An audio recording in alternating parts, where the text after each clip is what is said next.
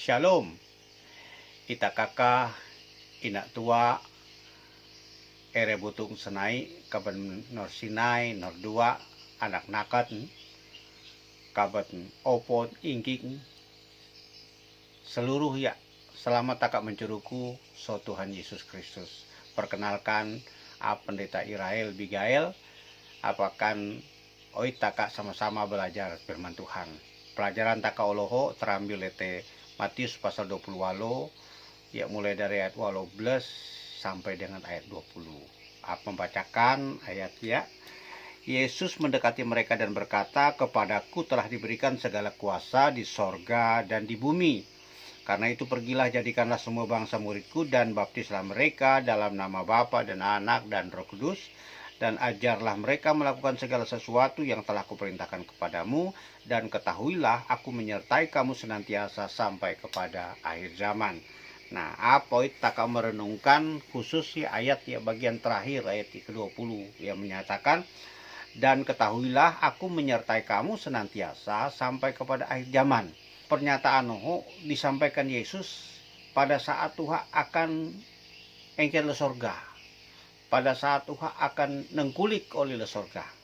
Kalau Uha engkel le sorga, molak kaben murid, on maksud Tuhan bahwa menyertai kaben murid taro senantiasa sampai lahir zaman. Uha akan uli le sorga, tapi Uha dibiarkan molak kaben murid banca yatim piatu.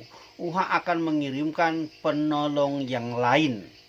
Nah, taka akan Oloho membahas tentang penolong yang lain. Penolong yang lain naro adalah Roh Kudus. Dalam bahasa Alkitab tenokai Parakletos alos. Jadi Parakletos alos naro adalah uha penolong yang lain tetapi uha sederajat. Uha sama kualitas, uha adalah Allah sendiri. Jadi Roh Kudus haro lain nete Yesus, tetapi Roh Kudus haro adalah pribadi Allah. Nah, jadi taka akan belajar tentang bagaimana peran atau tugas Roh Kudus sebagai penolong yang lain bagi para murid, termasuk bagi taka yang percaya pada zaman now. Nah, poin yang pertama yang taka akan bahas oloho di dalam Yohanes pasal 14 ayat yang ke-12. Oke, maksudnya aku akan minta kepada Bapa dan dia akan memberikan kepadamu seorang penolong yang lain supaya ia menyertai kamu selama-lamanya. Nah, penolong yang lain ya tanya Parakletos alos deh. Tugas yang pertama adalah menyertai. Nah, jadi taka sekarang belum pada zaman Roh Kudus. Kenapa taka belum pada zaman Roh Kudus? Zaman Allah Bapa adalah zaman semale Tuhan Yesus empat le dunia, ya kan?